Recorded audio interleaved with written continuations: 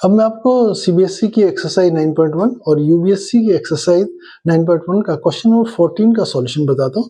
Question 14 में हमें figure दिया हुआ ऑलरेडी, उसमें कहता है a 1.2 metre tall girl spots a balloon moving with the wind in a horizontal line at the height of 8.2 metre. एक लड़की जो जिसकी हाइट क्या है 1.2 मीटर है, वो एक बैलून को देख रही है जिसकी हाइट कितनी है 88.2 मीटर। मीन्स यहाँ से हॉरिजॉन्टल से उसके जमीन से, ये जमीन है ग्राउंड है, ग्राउंड से कितने 88.2 मीटर। मीन्स ए बी हमारा कितना दे रखा है 88.2 मीटर दे रखा है, इसको देख रही है। उस कंडीशन में क्या the angle of elevation the balloon from the eyes of the girl at any instant is 60। जिस समय वो देख रही है उस समय उसका जो एंगल ऑफ एलिवेशन, मीन्स ये लाइन ऑफ साइट है, बैलून को ऐसे देख रही है, यहाँ से ऐसे देख रही है, ये हॉरिजॉन्टल का जो एंगल बना रही है 60 डिग्री है। मीन्स पहले कंडीशन में उसका जो एंगल ऑफ एलिवेशन बैलून का कितना 60 डिग्री, लेकिन ये बैलून क्या हॉरिजॉन्टली हवा के साथ जा रहा है। ठीक है, आफ्टर सम टाइम, कुछ समय के पश्चात the angle of elevation reduce to 30 degree, figure में दिया हुआ है।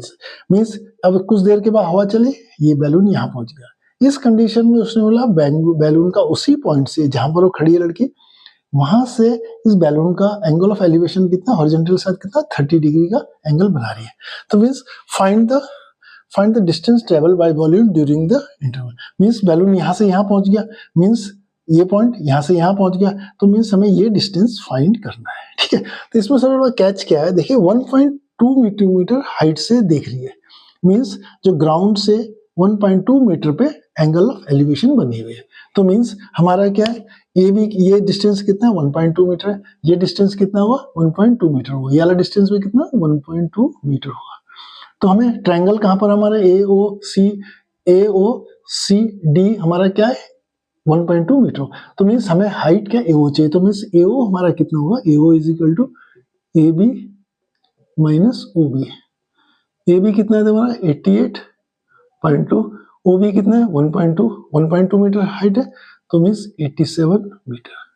मीन्स हमें अब इस ट्रायंगल में जो हाइट यूज करनी है 87 यूज करनी है, ना कि 88.2 करनी है। ये इसका कैच है, इसके सिवा कुछ बहुत सरल है। तो अब हमें क्या चाहिए, देखिए हमें निकालना है क्या, हमारा सीओ निकालना है। तो सीओ क्या होगा, सीओ निकालना है, सीओ इज इक्वल टू क्या होगा, यहां से यहां तक कितना है डीओ माइनस डीसी। डीओ ये पूरा बड़े ट्रायंगल में लेंगे और डीसी छोटे ट्रायंगल में लेंगे, तो माइनस कर देंगे तो हमारे पास क्या होगा सीयू। मीन्स दो बैलून की जो दो स्टेज है डिफरेंट टाइम में, उस बैलून की जो स्टेज है उसके बीच का डिस्टेंस फाइंड कर सकते हैं। ठीक है, तो हम चलते हैं, पहले हम ट्रायंगल में इस पॉइंट को मैंने ई ले लिया। ठीक है, तो हम पहले इस बड़े ट्रायंगल में चलते हैं ए डी ओ में। ए डी ओ में क्या एंगल कितना 30 डिग्री है, 30 के सामने क्या है परपेंडिकुलर, क्या है ये परपेंडिकुलर, और बेस क्या है डी ओ है। तो परपेंडिकुलर बेस में आपको पता है कि 10 होता है, तो 10 किसमें, तो हम ए डी ओ में, in triangle A O D. A O D में क्या है देखिए 10 30 डिग्री बराबर ए ओ बाई ओ डी।